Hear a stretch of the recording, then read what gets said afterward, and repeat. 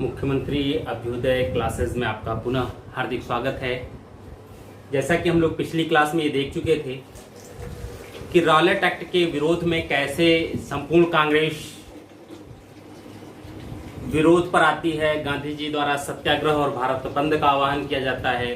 परिणाम स्वरूप भारत बंद के ही दौरान कई जगह सत्याग्रह हुए, लोगों को बंदी बनाया गया, गिरफ्तार भी किया गया, बहुत मारा पीटा भी गया और परिणाम स्वरूप पंजाब में उसी सत्याग्रह के दौरान पुलिस के द्वारा गोली चलाई जाती है, कुछ लोग मारे जाते हैं और जो स्थानीय नागरिक थे या सत्याग्रही जो थे उन्होंने दंगा कर दिया और परिणाम स्वरूप 5 अंग्रेजों की हत्या हो जाती है। इसके प्रतिक्रिया स्वरूप तीसरे दिन जनरल डायर ने जलियांवाला बाग कांड कर दिया। काफी सत्याग्रही मारे गए, भारतीयों की बड़ी ज्यादा हो गई, काफी हत्याएं हुई और परिणाम फिर हंटर कमेटी और फिर तहकीकात कमेटी कांग्रेस के द्वारा जो गठित की गई, इसमें निष्कर्ष कुछ नहीं निकला, सिर्फ मामले को रफा दफा जैसे आज वर्तमान समय में किया जाता है। कोई भी ऐसा मामला हो तो उसको कोशिश ये किया जाता है, कुछ दोषी बचाए जाते हैं, कुछ को सजा मिलती है, बहुत से निर्दोष व्यक्तियों को बलि का बकरा बनाया जाता है। ठीक उस समय भी वही हुआ, जो दोषी थे उनको बचाने का प्रयास किया गया और बचाया भी गया, बहुत से निर्दोषों को बलि का बकरा बनाया गया। ठीक है, ये चीजें हुई थी। इसके बाद जैसे ये क्रांतिकारी था, कुछ आक्रामक आंदोलन थे। अब हम लोग आते हैं पुनः पीछे उस समय से जब गांधी जी भारत में प्रवेश करते हैं और जो आंदोलन की दिशा थी वो एक नया रूप लेती है। तो जब गांधी जी की हम लोग बात करते हैं तो जैसे ही गांधी जी की बात करते हैं, गांधी जी के प्रारंभिक आंदोलन और फिर बाद में असहयोग, सविनय और भारत छोड़ो, ये 3 सामने आते हैं। लेकिन इन आंदोलनों से पहले गांधी ने 3 जो स्थानीय आंदोलन किए, चंपारण, खेड़ा और अहमदाबाद, उसकी भी बात करते हैं। और भारत की राजनीतिक परिस्थितियों को गांधी जी ने किस हद तक समझा, कैसे समझा और क्यों समझना पड़ा, यह भी बात हम लोग अब क्लास में करेंगे। ठीक है, तो आज हम लोग स्टार्ट करते हैं कि गांधी जी प्रथम वह कांग्रेस का अधिवेशन जिसमें सहभागिता लिया, प्रतिभाग किया, वो था लखनऊ अधिवेशन से। तो हम लोग आज की क्लास लखनऊ अधिवेशन से स्टार्ट करते हैं, जिसमें गांधी जी ने पहली बार कांग्रेस के मंच पर उपस्थित हुए। भाषण इत्यादि तो नहीं दिया वहां पर, लेकिन वहीं से वो एक अलग दिशा में आगे बढ़ते हैं। ठीक है, तो पहला हम लोगों का टॉपिक होगा लखनऊ अधिवेशन 1916। पूछा भी यहां से बहुत जाता है क्योंकि बहुत सी चीजें हुई लखनऊ अधिवेशन में। आज लखनऊ में ऐसे ही बहुत से घटनाक्रम होते रहते हैं। पूरे राष्ट्र की सबसे बड़े प्रदेश की राजधानी है, हमारे योगी बाबा जी का केंद्र है, जहां से बहुत सी चीजें होती हैं। ठीक है, तो उस समय भी लखनऊ अधिवेशन में बहुत सी चीजें हुई। जब हम लोग लखनऊ अधिवेशन की बात करते हैं तो इसमें अध्यक्षता की अंबिका चरण मजूमदार ने।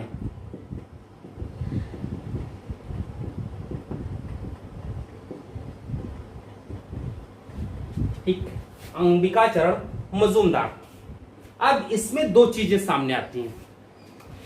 1915, ये 2 चीज। ठीक, 1915 में नरम दल के जो 2 प्रमुख नेता थे, गोखले और अन्य कुछ लोग, ठीक है, जिनमें सबसे प्रमुख गोखले ही, जो तिलक के कांग्रेस में सम्मिलित होने का पुरजोर विरोध करते थे, इनकी मृत्यु हो गई। 1907 कांग्रेस अधिवेशन के पश्चात 1914 में तिलक जेल से रिहा भी हुए, लेकिन 1914 में रिहा होने के बाद तिलक की तब तक एंट्री नहीं हुई कांग्रेस में जब तक गोखले जीवित रहे। 1915 में गोखले की मृत्यु हुई और गोखले की मृत्यु के जस्ट पश्चात ही तिलक और उस समय की सबसे लोकप्रिय नेता एनी बेसेंट,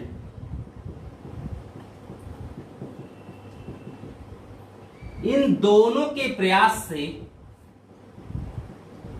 तिलक ने गरम दल को समझाया, एनी बेसेंट ने नरम दल को समझाया और इन दोनों के प्रयास से ही गरम दल और नरम दल प्लस नरम दल दोनों संयुक्त हो गए, यानी कांग्रेस पुनः 1907 की स्थिति पर आ गई। यानी अब तक वह कांग्रेस जो 1907 के बाद जनाधार विहीन हो गई थी, जो नेतृत्व विहीन थी, ऐसे लोग उसका नेतृत्व कर रहे थे जो सिर्फ और सिर्फ अंग्रेजों के पिछलग्गू थे, अंग्रेजों की मंशा के अनुसार कांग्रेस का नेतृत्व करते। वो लोग जा चुके हैं और पुनः कांग्रेस में एक ऐसा नया वर्ग उभर कर सामने आता है यहां पर इसी समय, जो अब पुनः कांग्रेस को पूर्व की स्थिति पर लेकर के जाएगा। कुछ नए लोग भी कांग्रेस में आते हैं, लेकिन यहां तिलक और बेसेंट का प्रयास था कि कांग्रेस पुनः संयुक्त होती है और एक नए आंदोलन के लिए तैयार होती है। तो पहला जो हुआ 1916 में वो हुआ, दोनों दल पुनः संयुक्त हो गए। दूसरा रीजन, मुस्लिम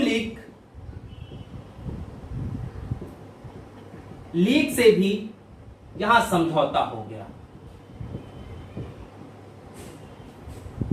अब ये समझौता लीग से क्यों हुआ उस पर भी बात करते हैं। हुआ क्या कि प्रथम विश्व युद्ध जब शुरू हुआ, फर्स्ट वर्ल्ड वार, जब फर्स्ट वर्ल्ड वार शुरू हुआ तो उससे पूर्व बाल्कन युद्ध हुए।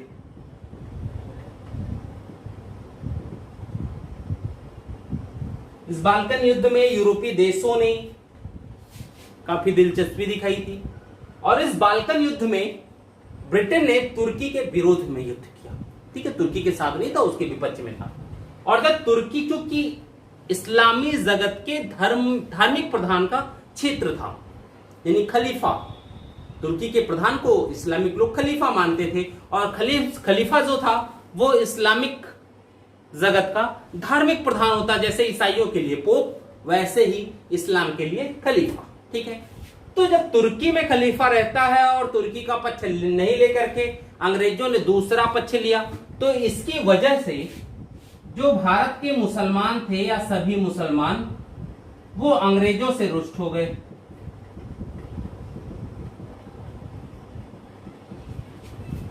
ठीक, यानी अंग्रेजों से गुस्सा है। अब जब अंग्रेजों से गुस्सा है तो कुछ न कुछ तो कार्रवाई होनी चाहिए या नहीं होनी चाहिए। भाई गुस्सा भड़ास कहीं तो निकलेगा, तो वो भड़ास निकालने के लिए इतनी क्षमता स्वयं में नहीं थी कि अकेले ही भड़ास निकाल लें। तो भड़ास निकालने के लिए कोई ना कोई सहयोगी चाहिए, एक ऐसा सहयोगी जो क्या करता, जनाधार होता जिसके पास। ठीक, तो लीग का जो 1915 में अधिवेशन हुआ, 1915 के लीग का एक अधिवेशन हुआ बंबई में, बंबई अधिवेशन में।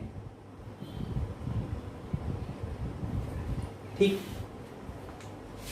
इसमें यह कहा गया कि बाल्कन युद्ध तो हो चुका, चलो वो बात अलग है। इसमें एक काम करते हैं कि जो अन्य संप्रदाय हैं भारत में, उनसे एक परामर्श लिया जाए और परामर्श लेने के पश्चात एक योजना बनाई जाए, एक समिति का गठन किया जाए, किस लिए, राजनीतिक सुधारों की बात किया जाए। ठीक, यानी अन्य संप्रदायों को अपने साथ लेकर के राजनीतिक सुधारों की बात करना, यानी प्रेशर बनाने की। यानी अब सहयोगी चाहिए, अपनी औकात इतनी नहीं है कि हम अकेले भाड़ फोड़ दें, इसलिए लोगों को अपने साथ जोड़। एक मजबूरी लीग के साथ ये आई। ठीक है, क्या किया, 1915 के लीग के बंबई अधिवेशन में अन्य संप्रदायों से परामर्श के पश्चात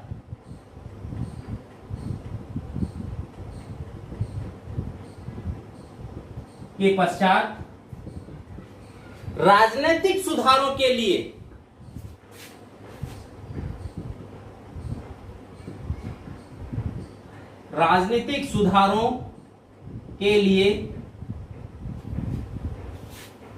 योजना बनाई जाए,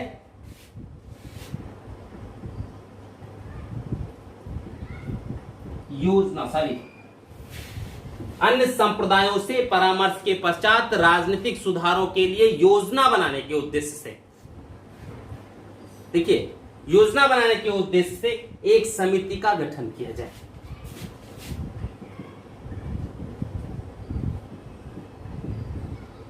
उद्देश्य से एक समिति का गठन किया जाए। ठीक, एक तो ये बात आ गई। अब दूसरे लोगों से क्या करना है?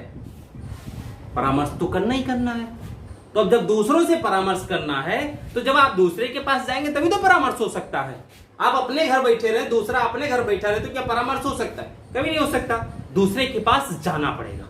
तो जब ये निर्णय ले लिया गया तो ये कहा गया कि जो अगला अधिवेशन होगा वो कोशिश किया जाएगा वही हो जहां कांग्रेस का हो। ये भी एक निर्णय हो गया कि अगला अधिवेशन वहां किया जाए जहां उस साल कांग्रेस का अधिवेशन प्रस्तावित हो, वही लीग का भी अधिवेशन होगा। और कोशिश करो अगल बगल ही बिल्डिंग मिल जाए तो और अच्छी बात है। एक ही टाइम पर होगा, एक ही डेट में होगा, एक ही साथ होगा। ये निर्णय हो गया तो अब समझौता भी हो जाएगा भाई, क्योंकि कांग्रेस भी जनाधार विहीन थी। कांग्रेस के पास भी बहुत ज्यादा जनाधार नहीं था। नरम दल वालों ने उस कांग्रेस को जो 1905 और 1907 में जनाधार वाली थी, जिसके जनाधार में बहुत अच्छा आंदोलन भी चल रहा था, उसको जनाधार विहीन कर दिया था। तो कांग्रेस के पास भी क्या चाहिए? संयुक्त होकर के राष्ट्रीय आंदोलन को आगे बढ़ाना। लीग को भी क्या चाहिए? संयुक्त होकर के अंग्रेजों से राजनीतिक सुधारों के लिए बात करना। लेकिन लीग मुस्लिम हितों की बात को कभी नहीं छोड़ी। ठीक है, आगे बढ़ते हैं।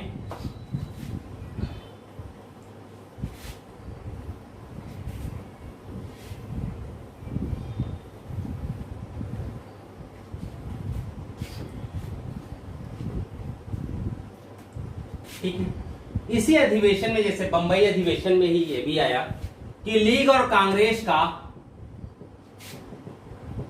का संयुक्त अधिवेशन होगा। यानी लीग और कांग्रेस का एक साथ एक स्थान पर अधिवेशन होगा। यह प्रस्ताव भी लीग के बंबई अधिवेशन में पास हो गया। ठीक, अब देखिए लखनऊ अधिवेशन में होता क्या है। ये तो हो गया अब तक हम लोग इस भूमिका पर कि लीग और मुस्लिम लीग एक साथ संयुक्त अधिवेशन करने के लिए क्यों साथ है। अब ये देखते हैं कि लखनऊ अधिवेशन में चीजें क्या हुई। ठीक है, इसमें कुछ मांग रखी गई। ठीक, संयुक्त सुधारों की संयुक्त योजना का प्रस्ताव दोनों ने प्राप्त किया, पारित किया। संवैधानिक सुधारों की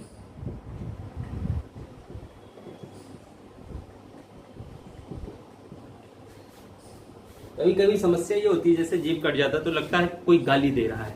लोग कहते हैं ऐसा होता है, हम तो नहीं मानते हैं, लेकिन लोग कहते हैं किसी ने गाली दिया इसलिए जीभ कट गई। ठीक है, लेकिन वो क्या होता है जब आप बोलना चाहें तो कभी कभी चमड़े की जीभ इधर उधर फंस जाती है। ठीक, संवैधानिक सुधारों की संयुक्त योजना,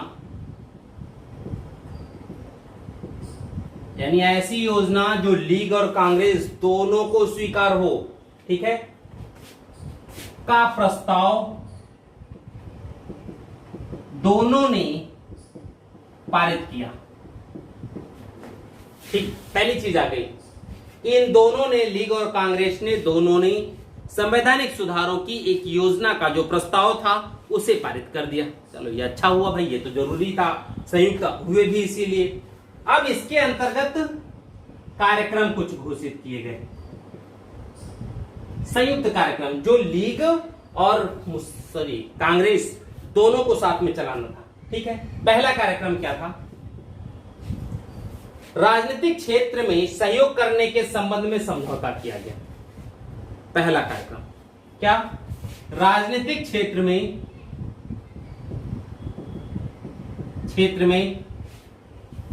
सहयोग करने के लिए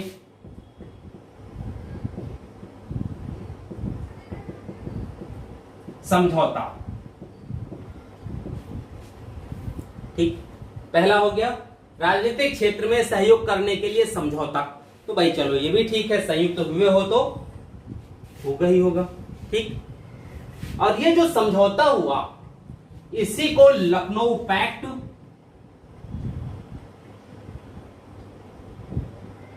पैक्ट या समझौता या कांग्रेस लीग योजना भी कहते हैं। कांग्रेस लीग योजना भी कहा जाता है। देखिए यही समझौता जो हुआ था, साथ में राजनीतिक क्षेत्र में सहयोग करेंगे एक दोनों लोग, इस बात को लेकर के समझौता होता है और उसी समझौते को लखनऊ पैक्ट या कांग्रेस लीग योजना भी कही जाती है। ठीक है, अब देखिए, अब इस समझौते का विरोध ये भी पूछा गया है पीसीएस में, इस समझौते का विरोध केवल एक व्यक्ति ने किया था। कुछ कमियां थी इसमें, कुछ चीजें कांग्रेस ने जबरदस्ती मानी, स्वीकार की और बाद में वही चीजें जिसको स्वीकार किया गया यहां पर, वही कहीं ना कहीं भारत विभाजन का कारण भी बनती हैं। ठीक, इसका विरोध केवल और केवल मदन मोहन मालवीय ने किया था।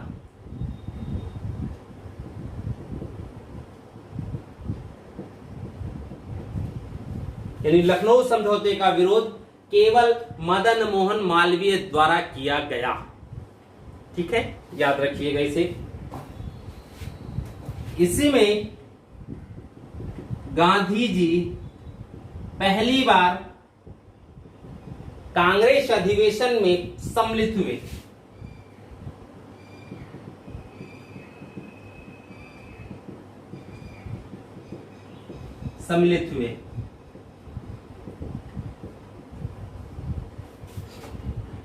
ठीक है, देखिए समस्या क्या हुआ था इस लीग पैक्ट में।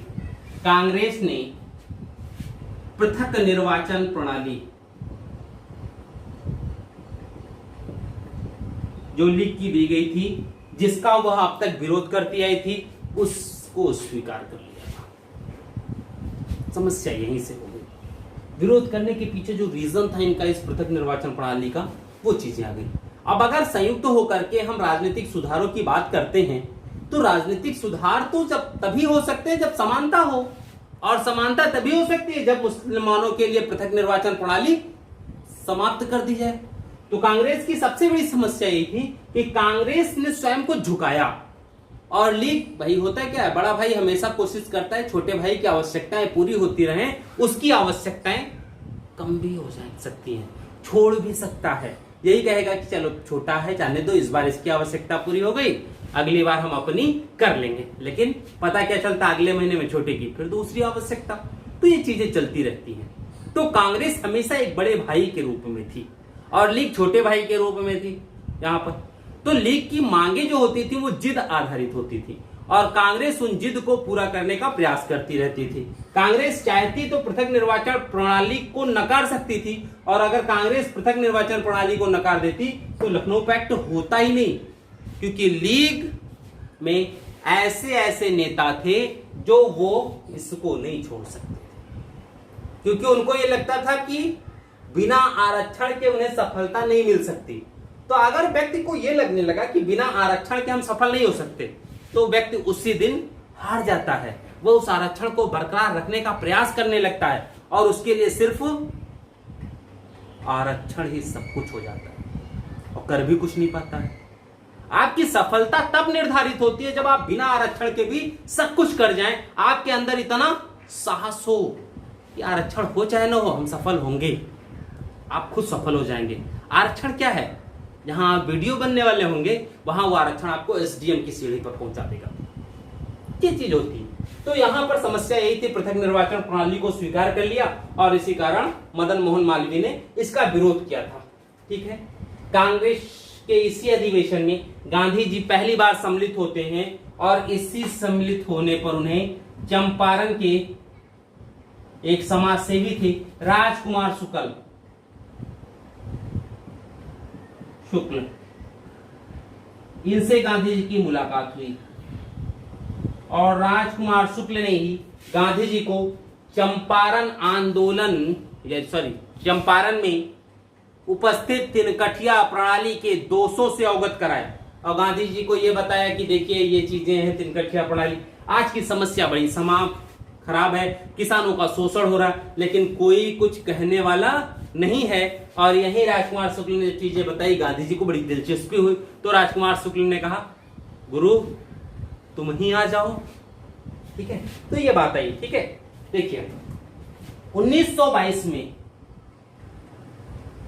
चौरी चौरा,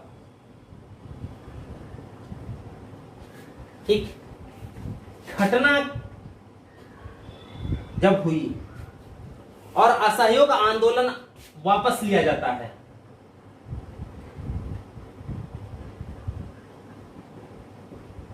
स्थगित किया गया, तो असहयोग आंदोलन के स्थगित होते ही कांग्रेस और लीग के मध्य जो समझौता था वह समाप्त हो गया। कांग्रेस लीग समझौता समाप्त हो गया। ठीक है, एक चीज हुई। अब देखिए 1922 में एक जो पैक्ट हुआ था, लखनऊ पैक्ट की राजनीतिक क्षेत्र में सहयोग किया जाएगा, राजनीतिक सुधारों की बात की जाएगी, उसमें हम दोनों लोग एक साथ मिल करके ये कार्य करेंगे। वो चीजें चौरी चौरा घटना असहयोग आंदोलन के वापस होते ही अलग हुई। अंततः क्या हुआ, 1924 में बेलगांव अधिवेशन में, 1924 बेलगांव अधिवेशन, अध्यक्षता किसने किया, गांधी जी ने। ठीक, 1924 बेलगांव अधिवेशन, अध्यक्ष कौन, गांधी जी। इस अधिवेशन में लीग कांग्रेस से अलग हो जाती है।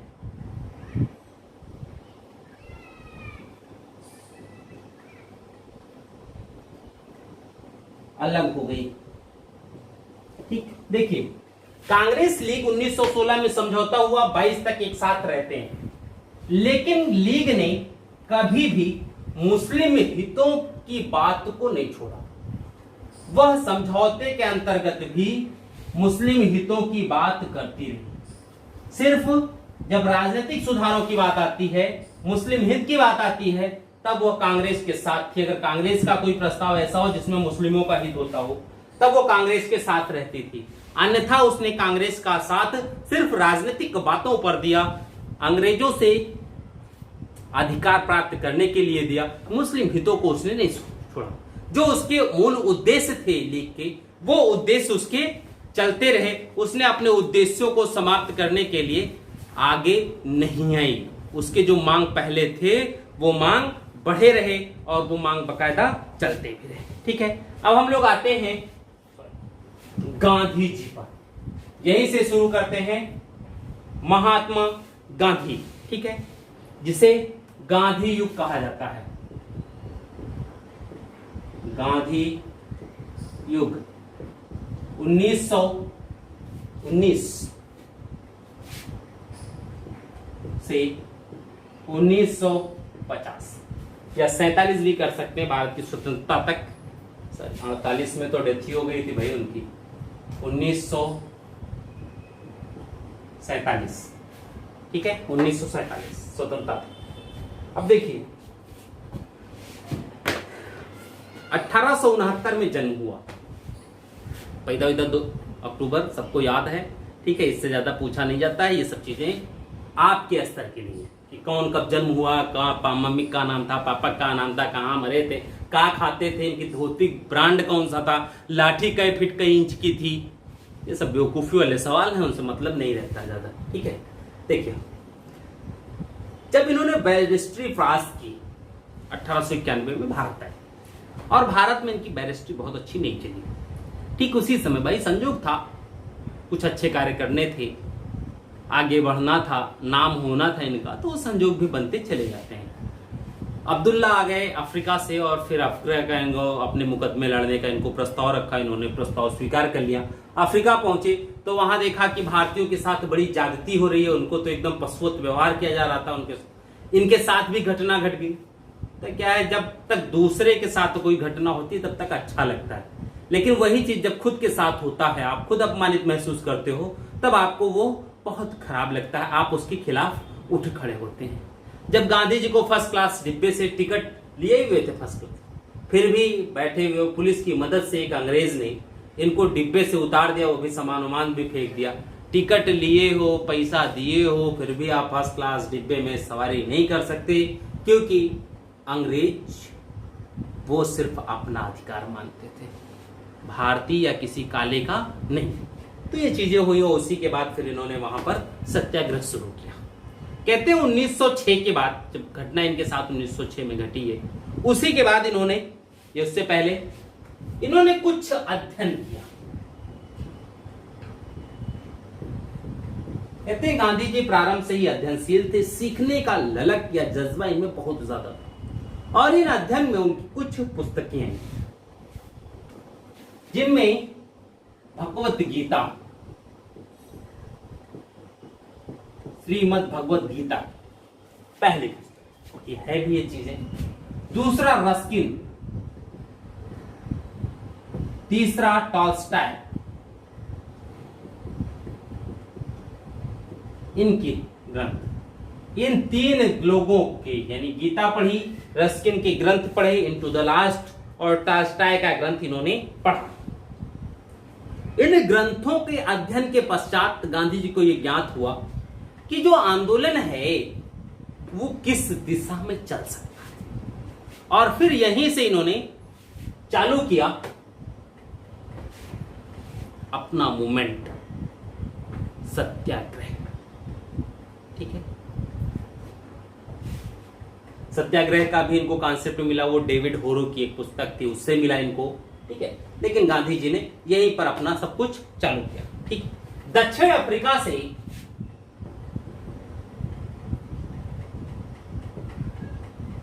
इंडियन ओपिनियन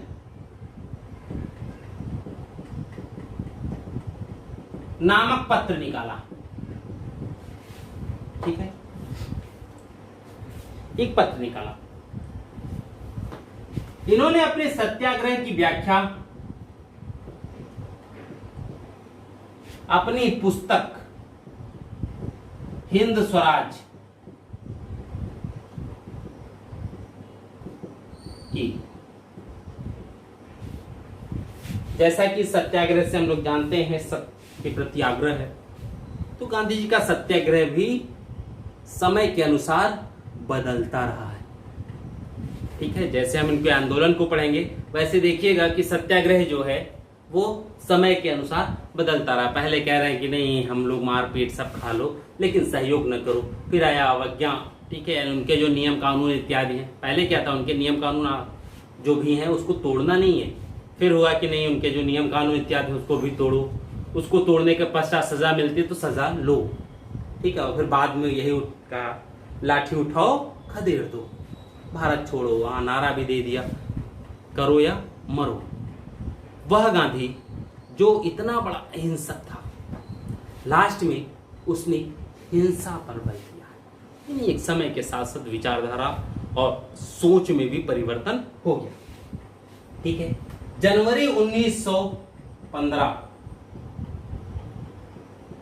ये भारत आए।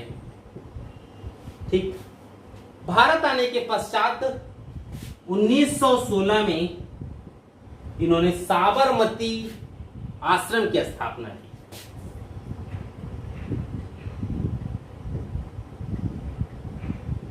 प्रारंभ में ये। ठीक है, जब यहां पर आते हैं तो इनकी सबसे पहली मुलाकात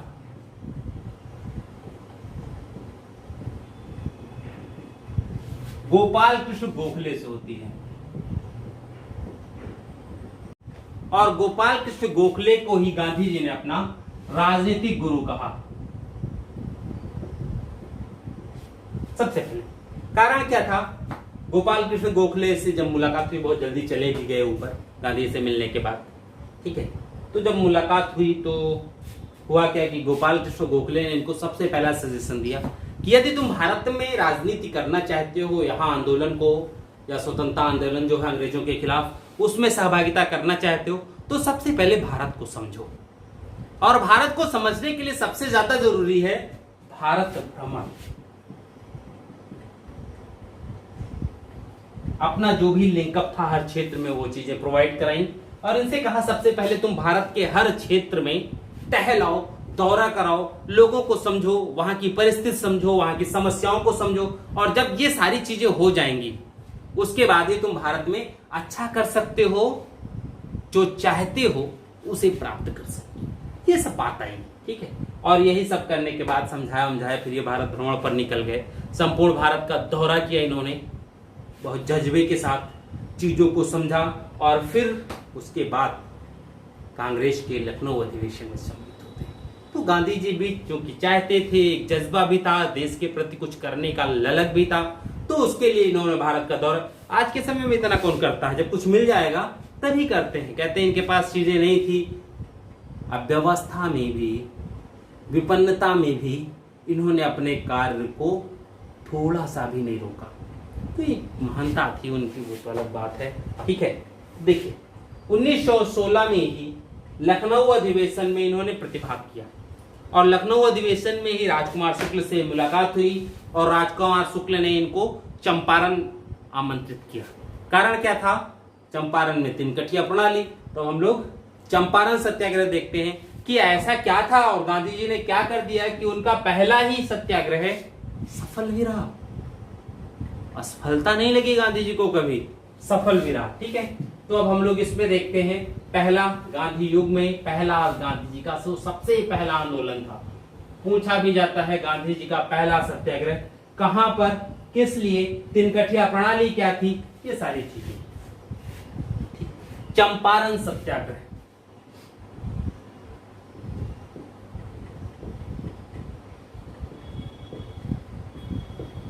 1917, स्थान है ये चंपारण, बिहार में, बिहार का एक जिला है, वहीं था। ठीक है, अब इस चंपारण सत्याग्रह में, इसमें गांधी जी के सहयोगी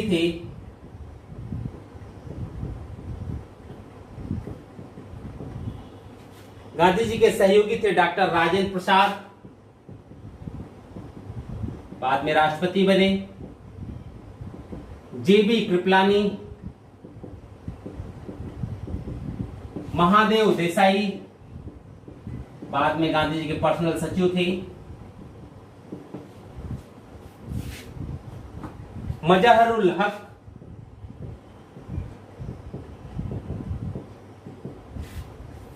नरहरि पारिख,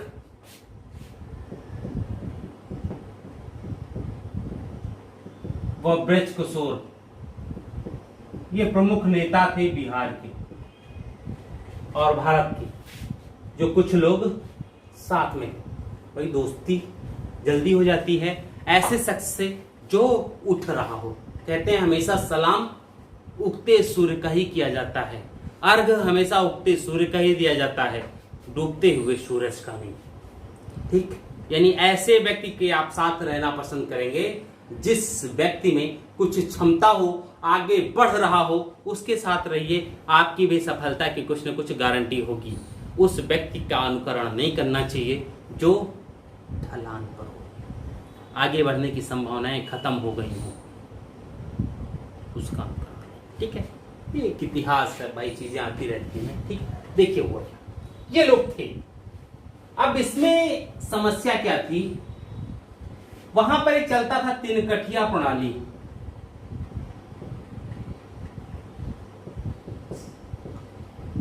अब बात यह है कि तिनकठिया प्रणाली क्या है। ठीक है, देखिए चंपारण में नील की खेती होती थी पहले। नील का प्रयोग कपड़ों को रंगने के काम में आता था।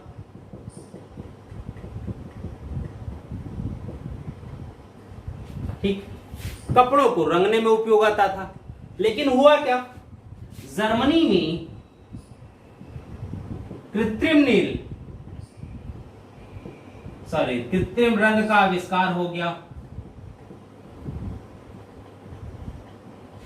आज तो हम लोग जो भी कपड़े ऐसे पहनते हैं सब कृत्रिम रंग ही हैं।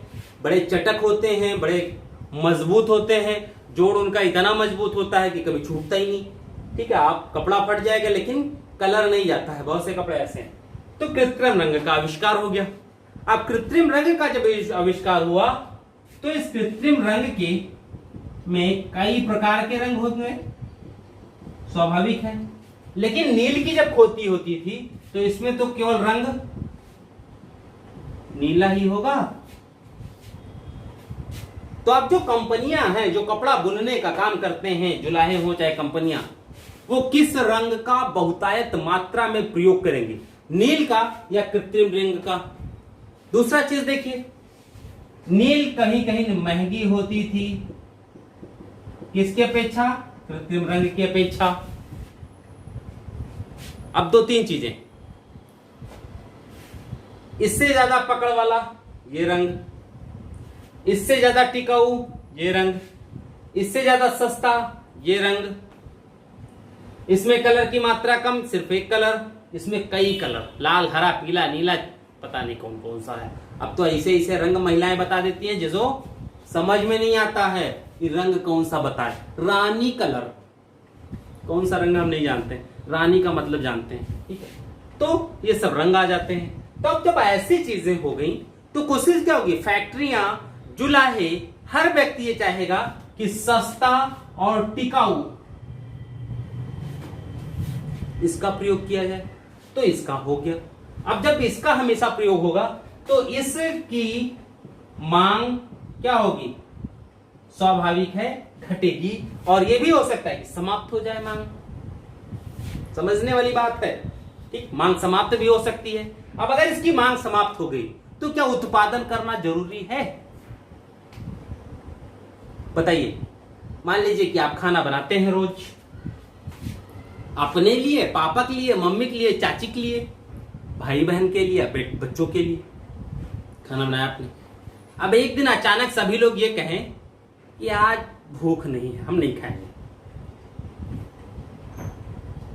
मान लो कि घर में जितने भी सदस्य हैं सबने मना कर दिया और आपकी भी वही स्थिति है कि आपको भी भूख नहीं है, तो क्या खाना बनाएंगे? क्या खाना बनेगा? तब शायद खाना नहीं बनेगा।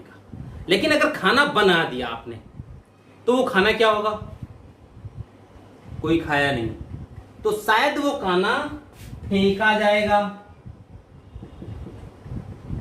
ठीक होगा। तो वो खाने में जो भी लागत आई है वो लागत कहां से जाएगा, आपकी जेब से।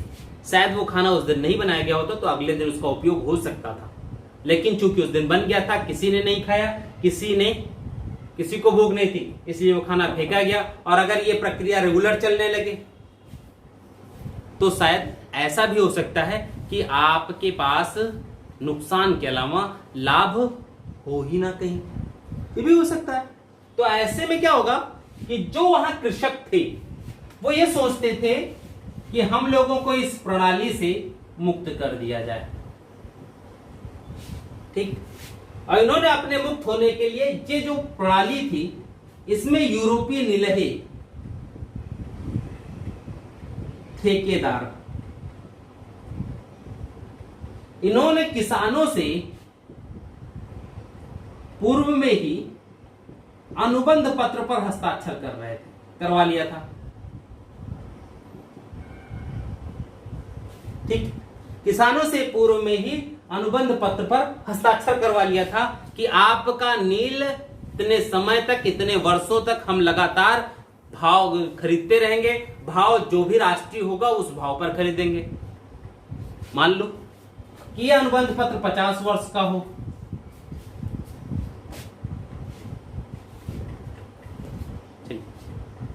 जिससे अनुबंध पत्र पर 50 वर्षों के लिए हस्ताक्षर करा लिया, बीच में ये समस्या आ गई। तो क्या किसान ये नहीं चाहेंगे कि हमको अनुबंध पत्र से मुक्त किया जाए? स्वाभाविक है, किसानों की भी इच्छा होगी कि उनको भी इस अनुबंध पत्र से मुक्त किया जाए। और वो जब इन यूरोपीय जो ठेकेदार थे उनसे इस बात की मांग की तो उन्होंने उन किसानों से बहुत ज्यादा रुपयों की डिमांड कर दी, रुपए की मांग रख दी कि इतना रुपया दो तब तुमको हम इससे मुक्त करें। पहली चीज। अब तिनकटिया प्रणाली तो एक ही हो गया। दूसरा क्या था इस अनुबंध पत्र में?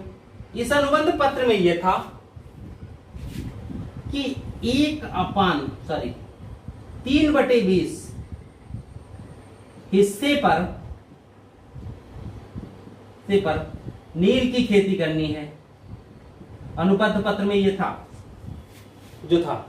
कि आपके पास जितनी भी भूमि है उसके 3/20 हिस्से में, 1 बीघे में कितना बिस्वा, भाई हम लोगों के क्षेत्र में अगर देखा जाए या कहीं पे भी तो 20 बिस्वा होता है। बिस्वा हर जगह का छोटा बड़ा होता रहता है, एकड़ समान होता है, बीघा अलग अलग होता है, बिस्वा अलग अलग होते हैं, लेकिन एकड़ हर जगह का समान होता है। जैसे बहराइच और देवीपाटन मंडल के क्षेत्र में देखा जाए, लखीमपुर साइड में, तो यहां पर होता है क्या है कि 5 बीघे का 1 एकड़, जब आप फैजाबाद इत्यादि सब टाइप में जाएंगे, फैजाबाद, बस्ती, गोरखपुर में, तो वहां 3.5 बीघे का 1 एकड़। जब आप सुल्तानपुर, प्रतापगढ़, इलाहाबाद में जाते हैं तो वहां 1.5 बीघे का 1 एकड़। ये चीजें होती हैं, ठीक है। लेकिन एकड़ सबका जगह समान है, बीघे में अंतर है। बीघे में अंतर इसलिए है क्योंकि बिस्वा जो होता है उसमें सबका अंतर है, ठीक है। जैसे बहराइच इलाके में यहाँ 435 वर्ग फीट का एक बिस्वा होता है, वहां सब जाएंगे जब सुल्तान तो वहां 1350 वर्ग फीट का एक बिस्वा होता है, ठीक है। तो विश्व से छोटी विश्वांशी के ही आधार पर ये सारी चीजें गणना होती हैं, ठीक। तो अब 3/20 यानी 1 बीघे में कितना बिस्वा? 20 बिस्वा। ये संख्या याद रखिएगा, बीघा चाहे जहां का हो, बिस्वा सब जगह का विषय होता है। बिस्वा छोटा बड़ा हो सकता है, जैसे बीघा बड़ा, बिस्वा बड़ा, बीघा छोटा, बिस्वा छोटा, तो रहेगा 20, ठीक है। तो उसमें क्या था, 1 बीघे खेत है तो उसमें 3 बिस्वा खेत पर नील बोना है। नील की मांग खत्म, तो जब मांग खत्म तो उत्पादन भी समाप्त होना चाहिए। बात यहां पर यही थी। कहते हैं गांधी जी जब वहां गए तो वहां का जो गवर्नर था, डिस्ट्रिक्ट मजिस्ट्रेट और गवर्नर, उन्होंने गांधी जी को वहां जाने से रोका। और जब गांधी जी को वहां जाने से रोका तो गांधी जी ने गवर्नर, राज्य का जो प्रांतीय गवर्नर था, उसको पत्र लिखा। जिद पर अड़ गए, नहीं हमको चंपारण जाने ही जाना है। और अंत में जब उन्होंने लेखन इधर उधर सब चिट्ठी पत्री भेजी तो अनुमति मिल गई वहां चंपारण जाने की। चंपारण गए, गांधी जी ने वहां की चीजें देखी और वहीं फलस्वरूप एक कमेटी बनती है, एक आयोग बनता है, इसको मिटाकर।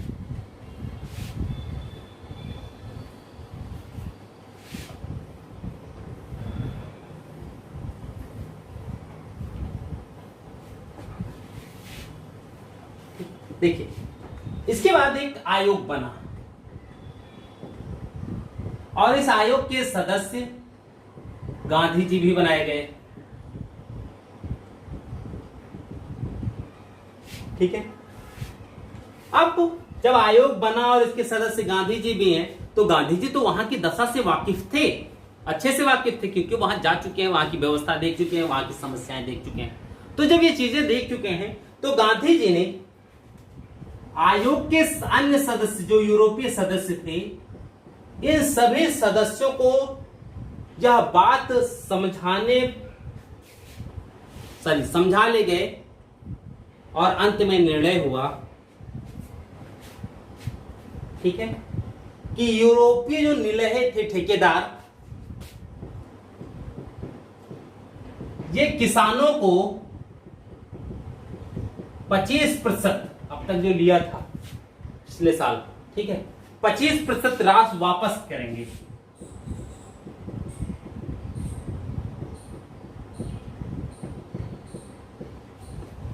यानी जो राजस्व ले चुके थे अब तक तीन गठिया प्रणाली वाले में, उसका 25% हिस्सा वापस करेंगे किसान। भाई अंग्रेजों के हाथ से अगर 10 रुपया भी छीन लो तो बड़ी बात होती थी, नहीं तो वो तो हमेशा केवल भारतीयों का ही छीनने वाले थे। व्यापारी हैं, व्यापारी किसी भी सेठ साहूकार के जेब से अगर 10 रुपया निकाल लो और खा लो, समझो बहुत बड़ा जग जीत लिया आपने। आज के तो बहुत परिवर्तन हो गए, ठीक है। अब राशि वापस करेंगे। दूसरा, जो एक बंधन था उससे मुक्त हो गए, यानी अब जो तीन कठिया प्रणाली के अंतर्गत उनसे अनुबंध पत्र था, वो व्यवस्था समाप्त हो गई। किसान अब अपनी संपूर्ण भूमि पर जो चाहे वो बो सकते थे। 3/20 हिस्से पर जो नील की खेती का एक अनुबंध था, वो चीज खत्म। यूरोपीय ठेकेदार भाई अब इनका भी कोई काम नहीं रह गया और चीजें हो गई समाप्त, ठीक। दूसरा देखिए, जंजीरंगा,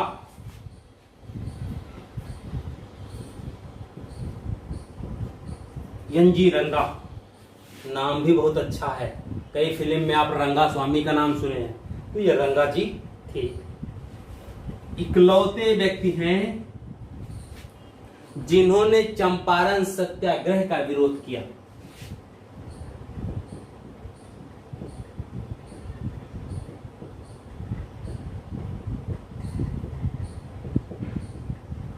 देखिए, ये इकलौते ऐसे व्यक्ति हैं जिन्होंने चंपारण सत्याग्रह का विरोध किया था।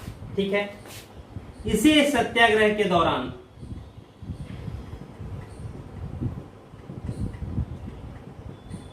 रविंद्रनाथ टैगोर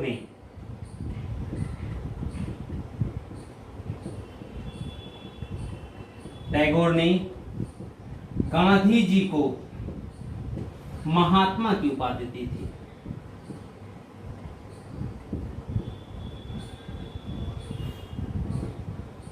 याद रखिएगा, गांधी जी को महात्मा की उपाधि चंपारण सत्याग्रह के दौरान किसने दी? रविन्द्रनाथ टैगोर। चंपारण सत्याग्रह का विरोध किसने किया? एन.जी. रंगा ने। एन.जी. रंगा नहीं याद रहेगा, रंगा स्वामी याद रखना।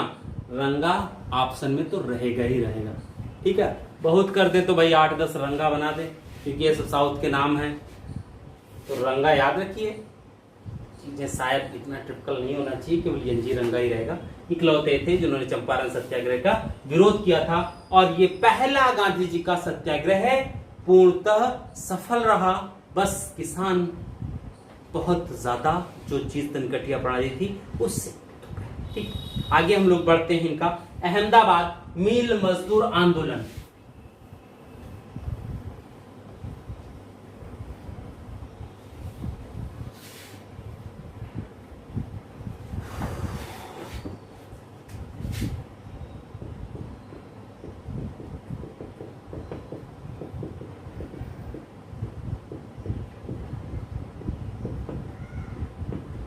अहमदाबाद मिल मजदूर आंदोलन 1918।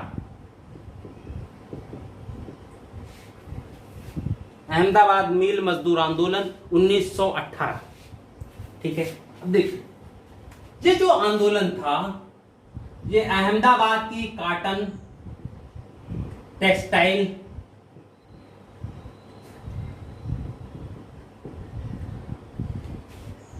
मिल के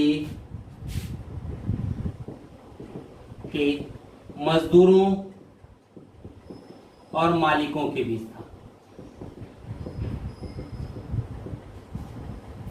ये विवाद। अब सबसे बड़ी बात यह है कि विवाद था क्यों? बात तो ये भी आती है, ठीक है। अब देखिए स्थिति क्या हुई।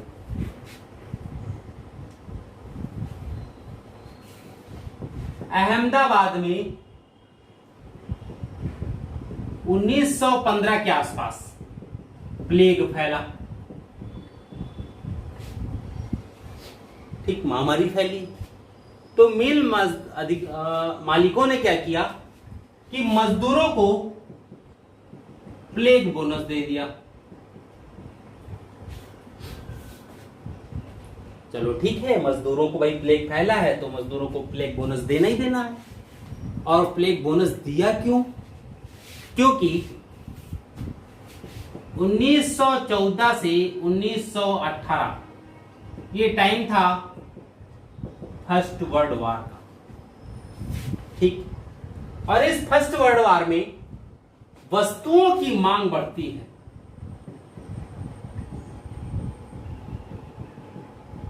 और कॉटन की वस्तुओं का तो स्वाभाविक है, युद्ध के दौरान मांग तो बढ़ेगी बढ़ेगी, ठीक है। तो जब कॉटन की वस्तुओं की मांग बढ़ी, तो इस मांग बढ़ने में उत्पादन भी बढ़ाना पड़ेगा। तो सोचने वाली बात है, कोई भी मिल मालिक कभी भी अपने घाटे की बात नहीं सोचता।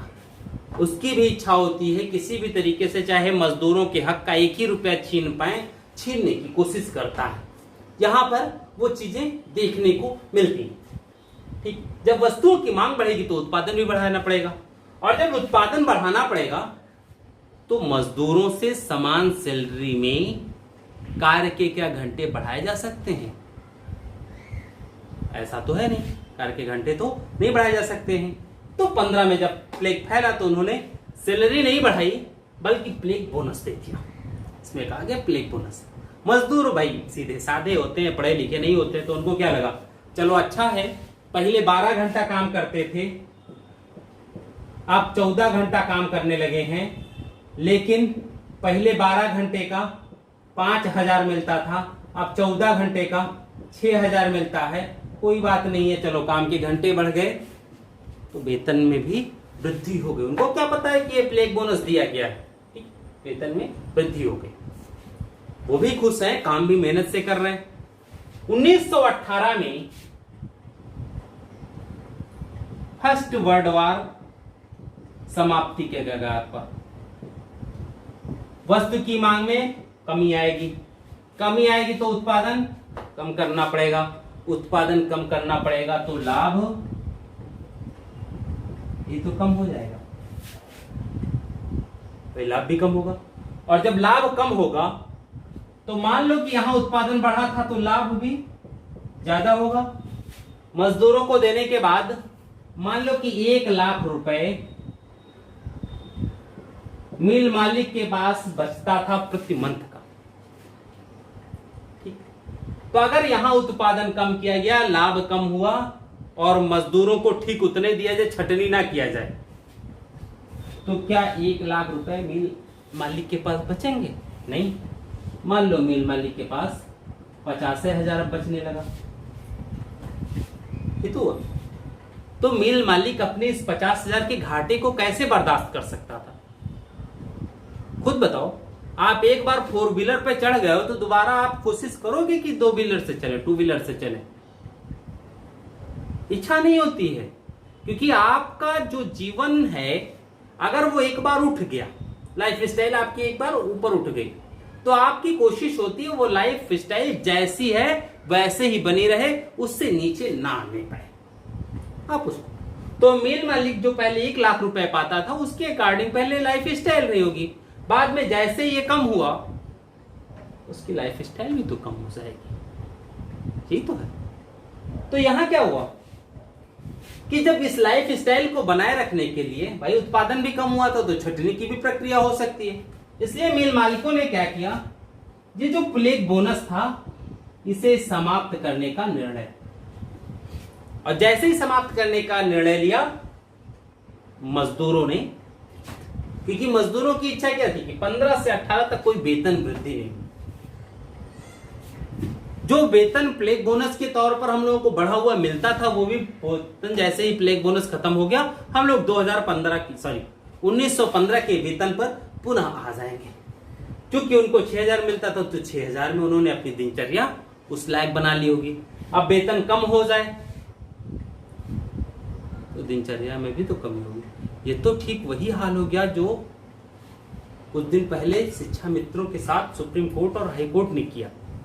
भाई अखिलेश जी ने उनको 40,000 रुपए वेतन दिया, अचानक कोर्ट का फैसला आ गया कि उन्हें पुनः शिक्षा मित्र के पद पर समायोजित होना पड़ेगा।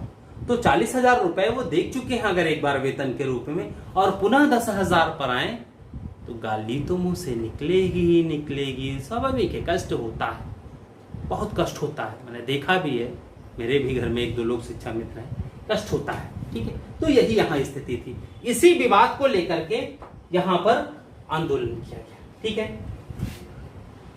यानी प्लेग बोनस को लेकर के।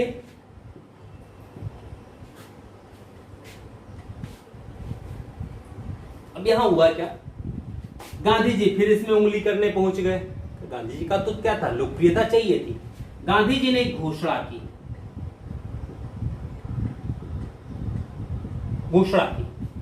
इन्होंने कहा कि यदि 35% बोनस नहीं दिया जाए, ठीक है, किसानों को सॉरी मजदूरों को 35% बोनस मिलना चाहिए, जो भी रहा हो बोनस, उन्होंने कहा वेतन का 35% बोनस मिलना चाहिए, कारण महंगाई बहुत बढ़ गई है। भाई गांधी जी का कथन सही भी था, घोषणा क्या थी, 35% बोनस मिलना चाहिए, कारण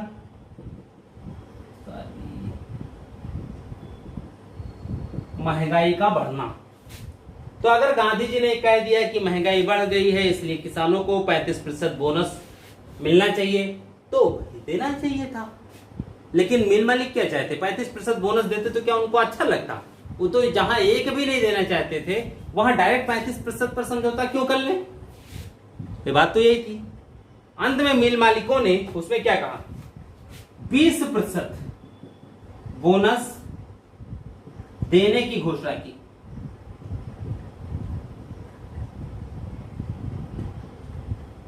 और साथ ही साथ ये धमकी भी दी कि यदि 20% बोनस पर कोई मजदूर नहीं मानता है तो उसे नौकरी से निकाल दिया जाएगा।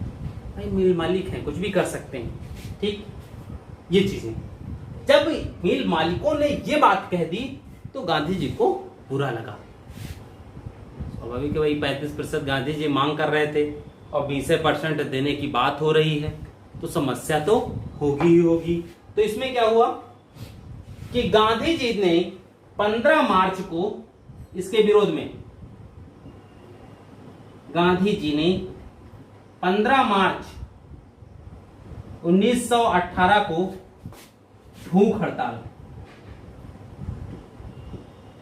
कर दी। गांधी जी के साथ बहुत से लोग रहे होंगे, ठीक। ये जो भूख हड़ताल की गांधी जी ने, ये गांधी जी का भारत में पहला भूख हड़ताल था।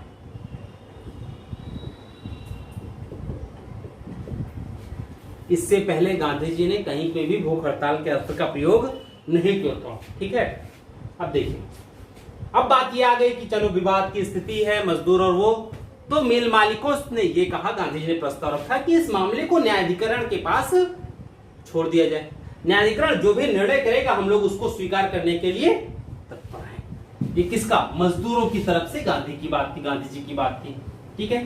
तो आगे हम लोग आते हैं, देखते हैं क्या है न्यायाधिकरण का फैसला। भाई मांग तो जायज थी गांधी जी की, महंगाई बढ़ी है, वेतन वृद्धि होनी चाहिए। प्लेग बोनस के नाम पर जो वेतन वृद्धि थी तो भाई प्लेग बोनस दे रहे थे, मजदूरों ने जानते थे स्थिति, इसलिए उन्होंने वेतन बढ़ाने की बात नहीं की। भाई अगर उस प्लेग बोनस के दौरान आपने वेतन वृद्धि लगातार की होती तो यहाँ प्लेग बोनस समाप्त करने पर जो विवाद हुआ वो विवाद ही नहीं होता, लेकिन वो चीजें आई, ठीक है।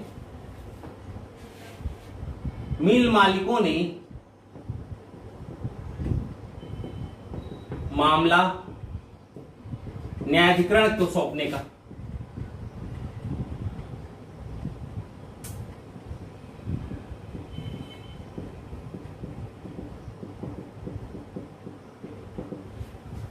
ठीक। मिल मालिकों ने मामला न्यायाधिकरण को सौंपने के लिए कहा। चलो ठीक है भाई, न्यायाधिकरण को समझाने का काम तो गांधी जी का था, ठीक। जब सौंपने को कह दिया और न्यायाधिकरण ने भी क्या किया, 35% जो गांधी जी की मांग थी बोनस की, उस बोनस को देने का प्रस्ताव स्वीकार कर लिया। देने को कहा, सॉरी प्रस्ताव नहीं होगा, प्रस्ताव तो गांधी जी ने रखा था, देने को कहा। अब सोचिए, अगर न्यायाधिकरण की बात तुम कर रहे हो कि न्यायाधिकरण स्थापित हो, न्यायाधिकरण स्थापित हो गया, न्यायाधिकरण ने भी ठीक गांधी जी की बात को स्वीकार कर लिया और न्यायाधिकरण ने भी कह दिया कि 35% बोनस दिया जाए, तो अब तो देना बनता था 35% बोनस, ठीक है। तो अंततः क्या हुआ कि मिल मालिकों ने मजदूरों को 35% बोनस देना स्वीकार कर लिया।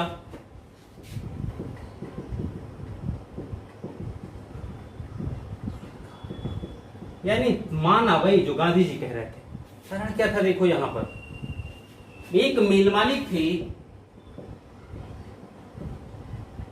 अंबालाल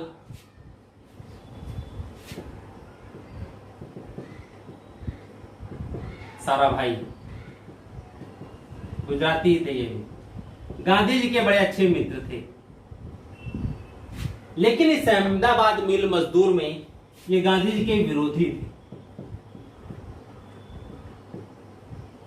ठीक है। अंबालाल साराभाई, ये अंबालाल साराभाई की एक बहन थी, नाम था अनसुईया बेन। ये गांधी जी की सहयोगी थी, गांधी जी के भूख हड़ताल पर ये भी साफ किया था इन्होंने, अनसुईया बेन। देखिए अब समस्या क्या हुई होगी, गांधी जी ने 35% बोनस की बात कर ली, 18 की बात है। इसी के बाद असहयोग इत्यादि की बात हुई। कहते हैं गांधी जी और मिल मालिकों के बीच इसी समय एक गुप्त समझौता हुआ। एक विचार है, सोर्स नहीं मिलते जल्दी। एक गुप्त समझौता हुआ और इसी समझौते के अंतर्गत गांधी जी ने मिल मालिकों से यह कहा कि तुमको जो घाटा लग रहा है, क्योंकि तुम भारत में अपने वस्तुओं को बेचने के स्थान पर, बाहर की बात कर रहा हूं, भारत में भी तुम्हारी वस्तुएं कम बिकती हैं, यूरोपीय वस्तुएं ज्यादा बिकती हैं। तो अगर हम भारत में ही तुम्हारे वस्तुओं की मांग को बढ़ा दें तो जो तुम्हें यहां घाटा लग रहा है वो घाटा तुम्हारा समाप्त हो जाएगा। ठीक, ये चीजें हो सकती थी। और इसी समझौते के अंतर्गत गांधी जी ने नागपुर अधिवेशन में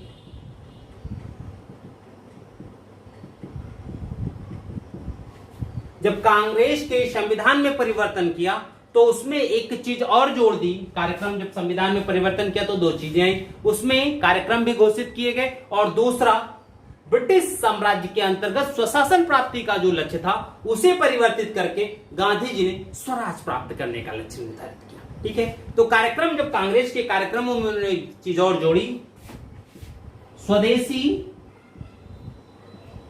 और बहिष्कार, ये प्रस्ताव जोड़ दिया।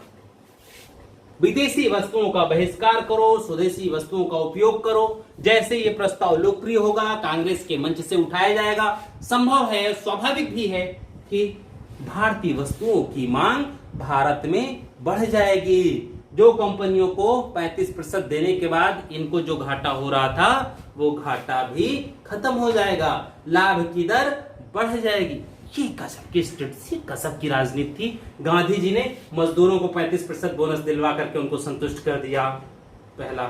दूसरा, मिल मालिकों को स्वदेशी और बहिष्कार कार्यक्रम सम्मिलित करके उनको सम्मिलित कर संतुष्ट कर दिया। दोनों वर्ग, निम्न तबका और उच्च पूंजीपति, ये दोनों गांधी जी से खुश। ये थी गांधी जी की रणनीति। अब जब दोनों खुश हैं, उनको गांधी जी की वजह से लाभ की दर जो है वो बढ़ गई, तो अगर कोई जरूरत पड़ जाए गांधी जी को फंड इत्यादि की तो क्या फंडिंग नहीं करेंगे? खूब करेंगे। इसीलिए जब असहयोग आंदोलन के दौरान 1921 में तिलक स्वराज फंड की स्थापना की गई गांधी जी के द्वारा, तो 6 माह के अंदर तिलक स्वराज फंड में चंदे के रूप में 1 करोड़ रुपए जमा हो गए थे। गांधी की देन थी और यही सब रणनीतियां थी। इन्हीं पूंजीपतियों ने ज्यादा जमा किया। ठीक है, तो ये बात थी। अब हम लोग आगे बढ़ते हैं। खेड़ा सत्याग्रह, गांधी का ये भी आंदोलन सफल रहा। गांधी जी का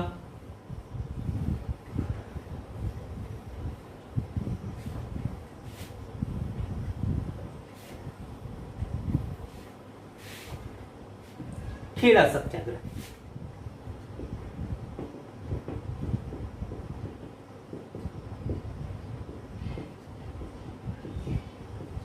ठीक, अहमदाबाद में ये भी है। ठीक है, इसमें क्या था कि किसानों की फसल नष्ट हो गई,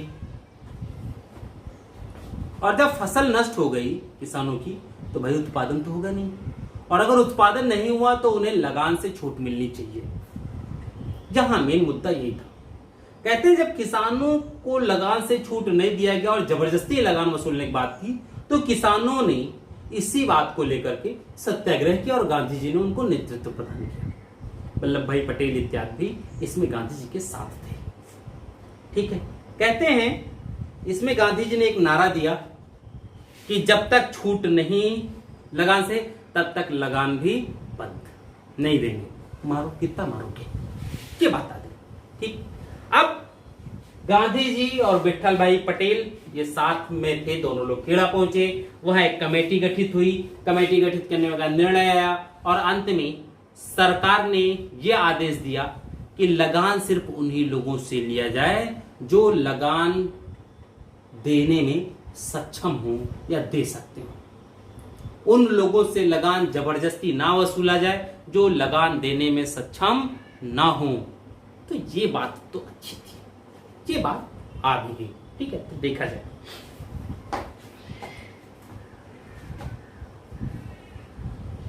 ठीक, खेड़ा सत्याग्रह, यहां अकाल पड़ा अकाल की वजह से फसल बर्बाद हो गई। बर्बाद होने के बाद भी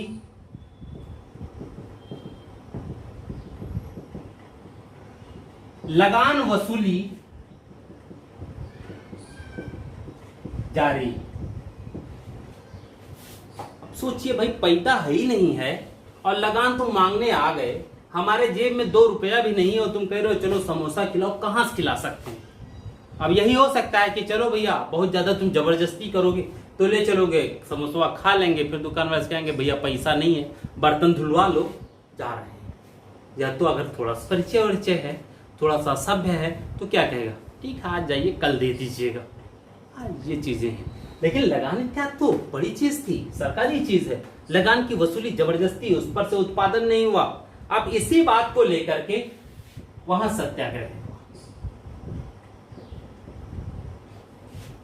ठीक। अब जब सत्याग्रह हुआ तो गांधी जी ने एक घोषणा की,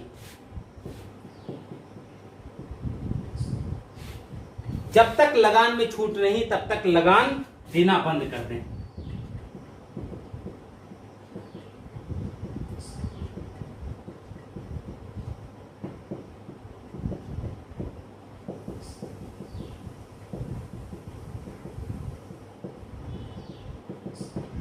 जब तक लगान में छूट नहीं दिया जाता है तब तक हम लगान नहीं देंगे। सही बात है भाई। अगर ये हमको पता है कि सरकार कर्जा माफ करने वाला है तो हम काहे जाएंगे बैंक में जमा करने? हम तो इंतजार करेंगे कि माफ करे, जब माफ करेगी तब पैसा जमा करेंगे। भाई उद्देश्य तो यही है। इसीलिए देखिए बैंकों का एनपीए वर्तमान में बढ़ रहा है, क्योंकि 1-2 बार ये चीजें की गई सरकारों के द्वारा। तो अब किसान क्या करता है, ले लेता है केसीसी। केसीसी लेने के बाद अब उसकी स्थिति ये होती है कि वो सोचता रहता है देखो कौन सी सरकार बनती है, कब माफ होता है कर्जा, हमारा कर्जा माफ हो जाए तब दूसरे के लिए अप्लाई करें।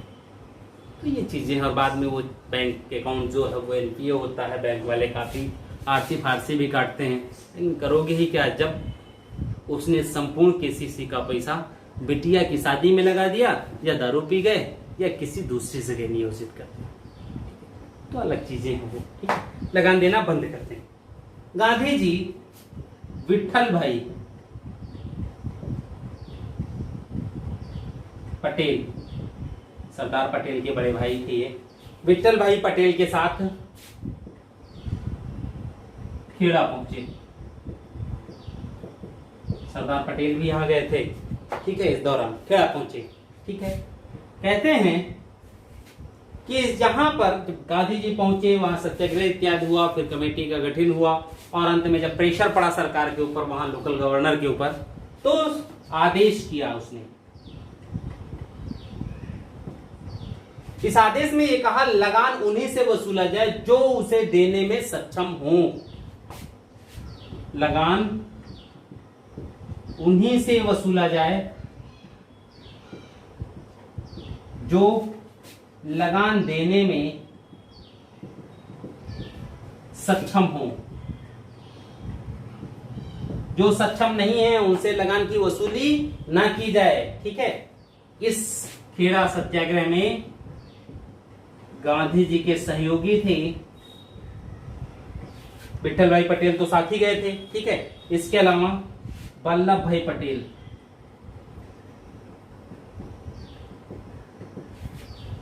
इंदुलाल याग्निक,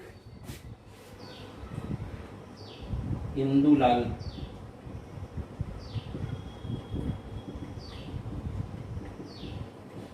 प्लस अन्य युवा, अधिकतर युवा लड़के थे।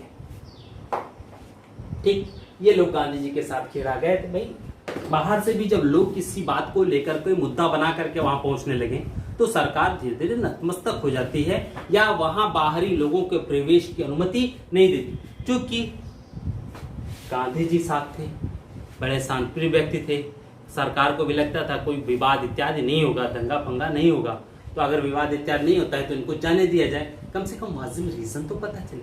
सरकार कभी गलत नहीं करती, सरकार की बात तो पहुंचनी चाहिए। कोई बात अगर हो, कहीं की कोई समस्या हो, तो सरकार तक सही ढंग से पहुंचना चाहिए। अगर अधिकारियों तक सही बात सही ढंग से पहुंची जाए तो उस पर निर्णय भी अच्छा होता है। लेकिन समस्या तब उत्पन्न हो जाती है कि बात गलत ढंग से या गलत बात वहां तक पहुंचे, तो समस्या आती है। नहीं तो चीजें सही रहती है। ठीक है, हम लोग अब नए आंदोलन की तरफ बढ़ते हैं। ये गांधी जी के प्रारंभिक 3 आंदोलन हैं। इस आंदोलन के बाद जलियांवाला बाग यही सब होता है। ठीक है, 19 में ही। इसके बाद हम लोग आते हैं खिलाफत आंदोलन पर। ठीक है,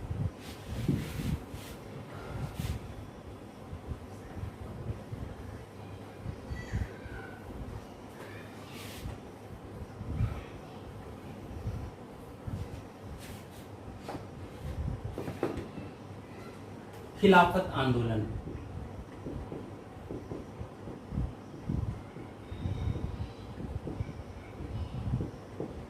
1919 से 1922। ठीक है, 1919 से 1922। 1916 में कांग्रेस और लीग का समझौता होता है, सिर्फ राजनीतिक सुधारों की बात के लिए। लेकिन उस समझौते के पीछे बड़े उद्देश्य निहित थे। ठीक है, अब देखिए, प्रथम विश्व युद्ध के दौरान 2 गुट थे। ब्रिटेन के विरोधी गुट में तुर्की सम्मिलित था, जर्मनी के साथ तुर्की था। ठीक है, तो अगर तुर्की जर्मनी के साथ है और युद्ध में विजय ब्रिटेन को मिलती है, तो क्या तुर्की के ऊपर जो संधि आरोपित होगी बड़ी रियायत वाली होगी? क्योंकि प्रथम विश्व युद्ध में पेरिस शांति सम्मेलन में जब संधियां की गई अलग अलग देशों के साथ, तो प्रत्येक देश पर सैनिक प्रतिबंध लगाए गए, युद्ध क्षतिपूर्ति बहुत ज्यादा आरोपित की गई। कई चीजें ऐसी हुई थी कि उन देशों को एकदम से तोड़ने का प्रयास किया गया था, क्योंकि सोच ये थी विजेता राष्ट्रों की कि यदि इनको हम बहुत ज्यादा कमजोर कर दें तो भविष्य में उठने का प्रयास नहीं करेंगे। ये विचार था। उनके बहुत से समृद्धशाली क्षेत्र ले लिए गए इनके द्वारा। तो जब ये क्या ऐसी सोच बन जाए लोगों की, तो उस सोच में एक समस्या यही आती है। तो यहां क्या था स्थिति कि यहां पर तुर्की के साथ सीवर्स की संधि की गई।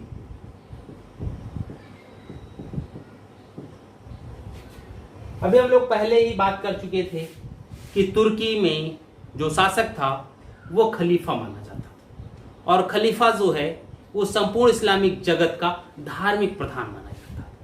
तो इस समय खलीफा थे भी, और उसी खलीफा की खिलाफत को बचाने के लिए भारत में भी मुस्लिम समुदाय के द्वारा खिलाफत आंदोलन चलाया गया, ताकि ब्रिटिश सरकार पर एक प्रेशर, दबाव समूह यानी प्रेशर बनाया जा सके, ताकि खलीफा के साथ जो भी संधि हो उसमें उसे कुछ न कुछ रियायत प्रदान किया जाए।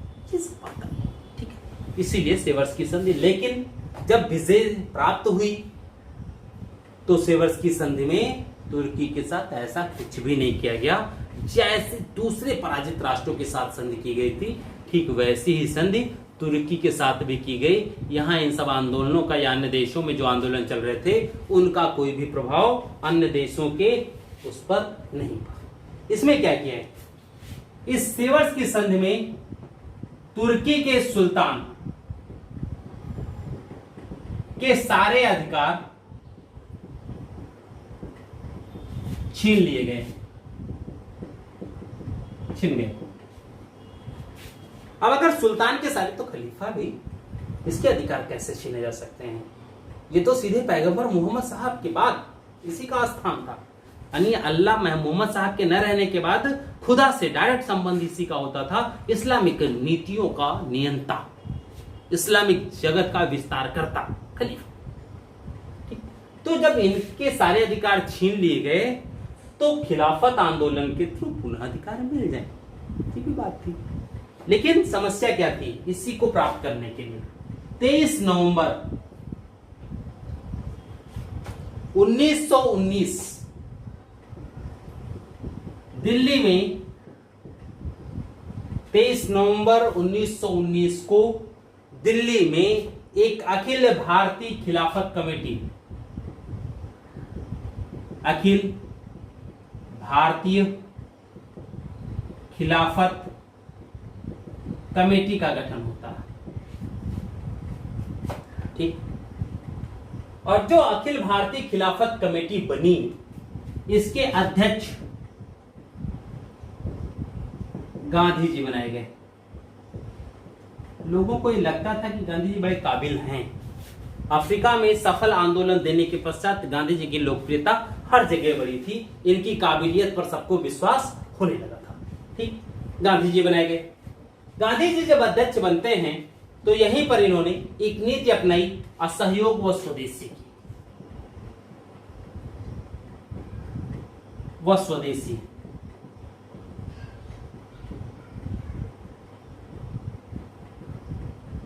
असहयोग व स्वदेशी की नीति अपनाई। ये अच्छी बात थी, असहयोग और स्वदेशी की नीति अपना रहे गांधी जी, तो प्रारंभ से ही खिलाफत आंदोलन नहीं, असहयोग की बात आ जाती है। ठीक, कहते हैं गांधी जी इसमें आप फिर भाई खुद तो नहीं जाते, बात मुस्लिम समुदाय की थी, बात खिलाफत आंदोलन की थी, तो गांधी जी क्या है, दिमाग देने का काम करेंगे। खुद थोड़े जाएंगे हर जगह लाठी चलाने। गांधी जी ने यह कहा, पहले वायसराय, महारानी, ब्रिटिश पार्लियामेंट को अपनी बात तो बताओ कि तुम चाहते क्या हो। जब तक तुम अपनी बात नहीं बताओगे तब तक वो कैसी चीजों को स्वीकार कर ले। ठीक है, तो इसी के लिए क्या हुआ कि दो प्रतिनिधिमंडल,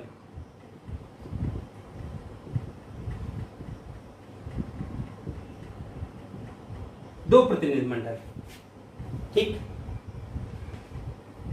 पहला था डॉक्टर अंसारी के अध्यक्षता में, इनकी अध्यक्षता में वह प्रतिनिधिमंडल वायसराय से मिलता है।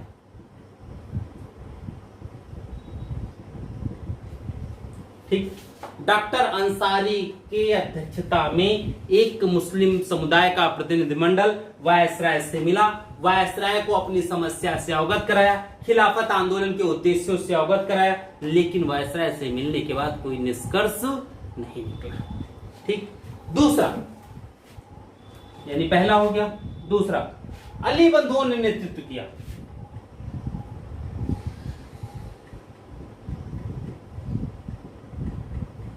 के नेतृत्व में इंग्लैंड गया,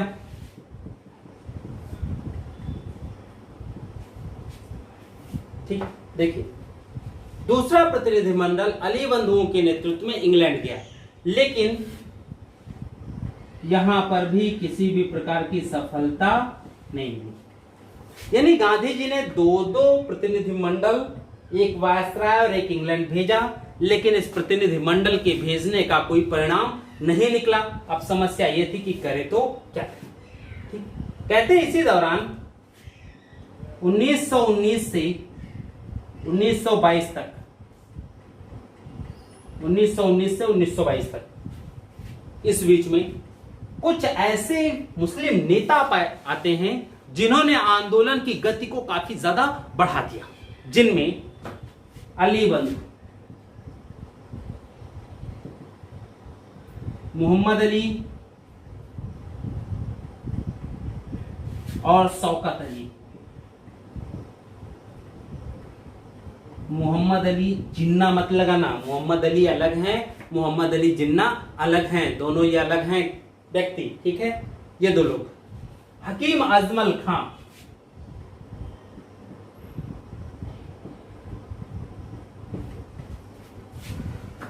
हसरत मोहानी,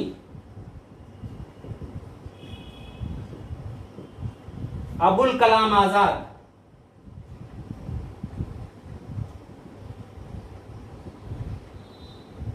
इत्यादि। ठीक है, ये जो लोग जब इस बीच में सम्मिलित होते हैं तो इस दौरान आंदोलन की गति काफी ज्यादा बढ़ जाती है, क्योंकि इसी दौरान क्या हुआ, असहयोग इत्यादि भी चले। ठीक है, असहयोग आंदोलन इत्यादि भी चला, और जब असहयोग आंदोलन इत्यादि भी चला तो चीजें तो स्वाभाविक हैं। पहला, इतनी ज्यादा जनसंख्या वाला आंदोलन चलता है तो उसका फायदा भी मिलेगा। ठीक है, इसको मिटालते हैं, फिर आगे हम लोग पढ़ते हैं।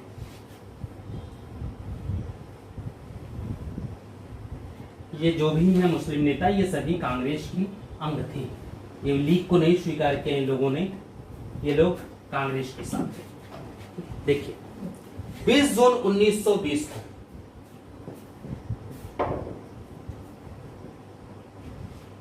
इलाहाबाद में हिंदू मुस्लिम की एक संयुक्त बैठक हुई, ठीक, और इसमें असहयोग को अपनाने का निर्णय लिया गया। हिंदू मुस्लिम इलाहाबाद में हिंदू प्लस मुस्लिम की एक संयुक्त बैठक होती है जिसमें असहयोग को अपनाने का निर्णय।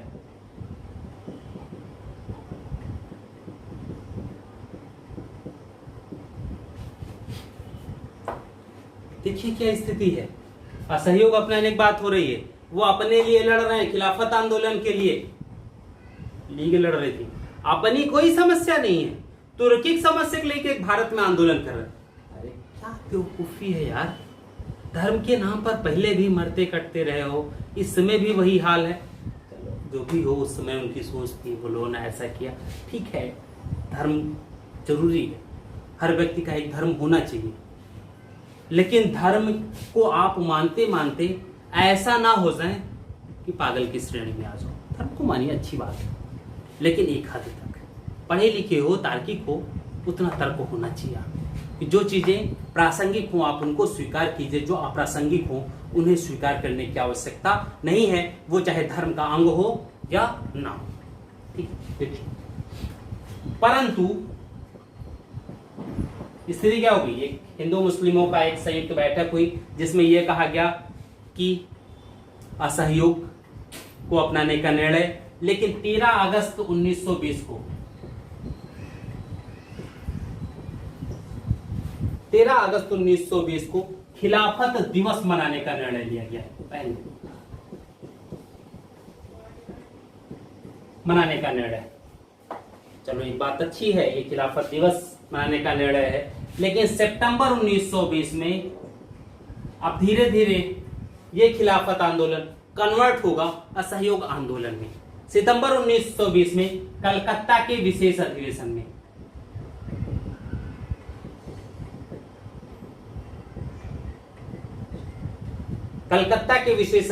में लाला लाजपत राय की अध्यक्षता में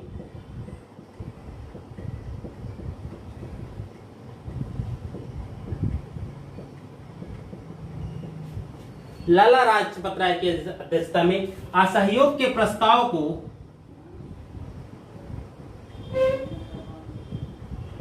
को स्वीकार कर लिया गया।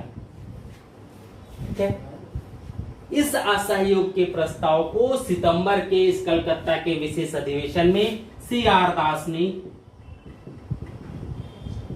विरोध किया था। ठीक, दूसरे कारण क्या था कि इस असहयोग में एक निर्णय लिया गया कि जो भी परिषद हैं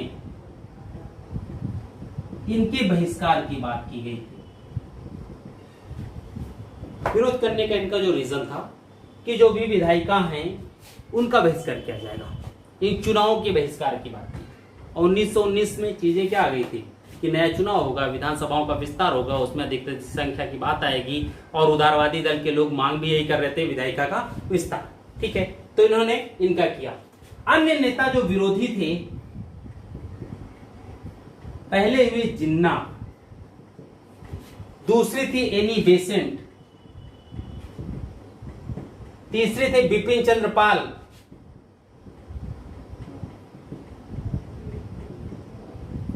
चौथे थे GS खारपड़े,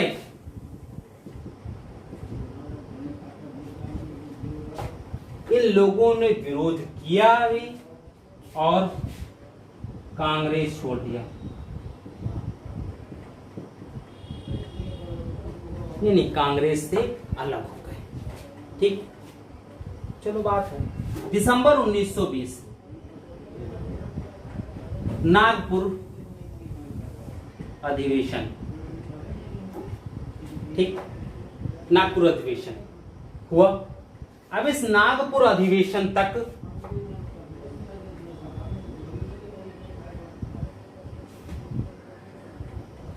जहां पर लाला लाजपत राय ने भी विरोध किया था, वो इसके साथ आ गए थे। ठीक है, वो क्या कहते हैं, बंगाल वाले नेताजी थे, क्या नाम है भाई,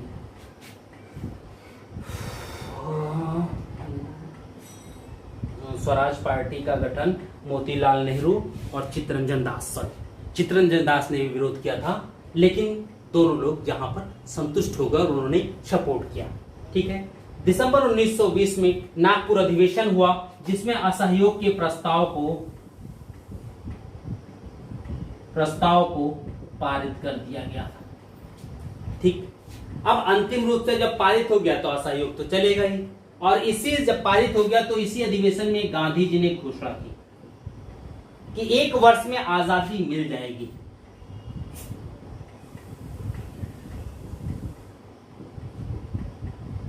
आजादी मिल जाएगी। गांधी जी ने अफ्रीकन लोगों को देखा था, भारतीय लोगों को नहीं देखा था। अगर भारतीय लोगों के विषय में भी समझते तो शायद ये घोषणा वो ना करते, लेकिन फिर भी चलो ठीक था। 1 मिनट, इसको मिटा दें थोड़ा सा।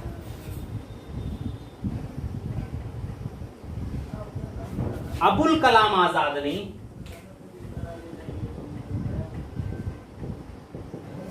खुलकर समर्थन किया किसका, असहयोग आंदोलन का, और उसी समय इन्होंने अपनी एक पत्रिका निकाली, अल हिलाल।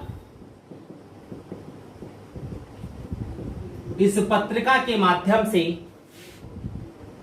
इन्होंने पूर्ण सहयोग दिया था।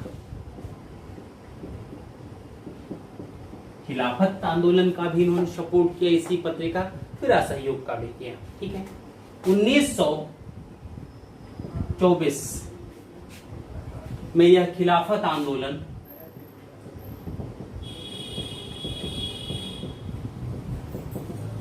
समाप्त हो गया, स्वतः समाप्त हुआ था। कारण क्या था कि तुर्की में नवजागरण हो गया, और इस नवजागरण का नेतृत्व किया मुस्तफा कमाल पाशा ने। मुस्तफा कमाल पाशा ने खलीफा की सत्ता को समाप्त कर दिया, एक नई व्यवस्था दी, जिसे लोगों ने, तुर्की के लोगों ने बहुमत से स्वीकार किया। जब तुर्की के लोगों ने ही खलीफा की सत्ता को समाप्त कर दी, तो अन्य लोग, जगह के लोग क्यों खलीफा की सत्ता को मान्यता देने के लिए प्रयास कर रहे थे। तो जैसे ही भाई हमारे घर का मैटर है, हम क्या करेंगे क्या नहीं करेंगे ये आपका माने नहीं रहता, आप उसमें हस्तक्षेप करने की कोशिश ना करें। अगर आप हस्तक्षेप करेंगे तो हमारे अकॉर्डिंग होगा। भाई आपने कहा नहीं ये होना चाहिए, हमने कहा नहीं होगा तो नहीं होगा। तो तुर्की में भी खलीफा मुस्तफा कमाल पाशा ने सत्ता परिवर्तन किया, नवजागरण हुआ, युवाओं ने एक नई सत्ता की, यानी तुर्की में पुनर्जागरण प्रारंभ हुआ, और यहीं से बहुत से परिवर्तन हो जाते हैं। ठीक है, तो आज हम लोग बस यहीं तक पढ़ते हैं। नेक्स्ट जो क्लास होगी उसमें हम लोग अब गांधी जी के नए आंदोलन की बात करेंगे। पहला तो होगा नागपुर अधिवेशन, कि उसमें क्या क्या निर्णय लिए गए, क्योंकि नागपुर अधिवेशन में लिए गए निर्णय के अनुसार ही असहयोग आंदोलन की रणनीति बनती है। असहयोग आंदोलन के कार्यक्रमों का निर्धारण होता है, असहयोग आंदोलन के विकास की बात होती है, और उसके बाद हम लोग असहयोग आंदोलन पे बात करेंगे, क्योंकि असहयोग आंदोलन गांधी जी द्वारा नियंत्रित पहला आंदोलन था। उसमें देखते हैं क्या क्या चीजें कैसे कैसे गांधी जी ने की, क्योंकि बाद में चीजों में परिवर्तन होना स्वाभाविक होगा, क्योंकि गांधी जी अब भारतीय लोगों का नेतृत्व कर रहे हैं। ठीक है, आज के लिए बस इतना ही। बहुत बहुत धन्यवाद अभ्युदय कोचिंग क्लासेस को ज्वाइन करने के लिए।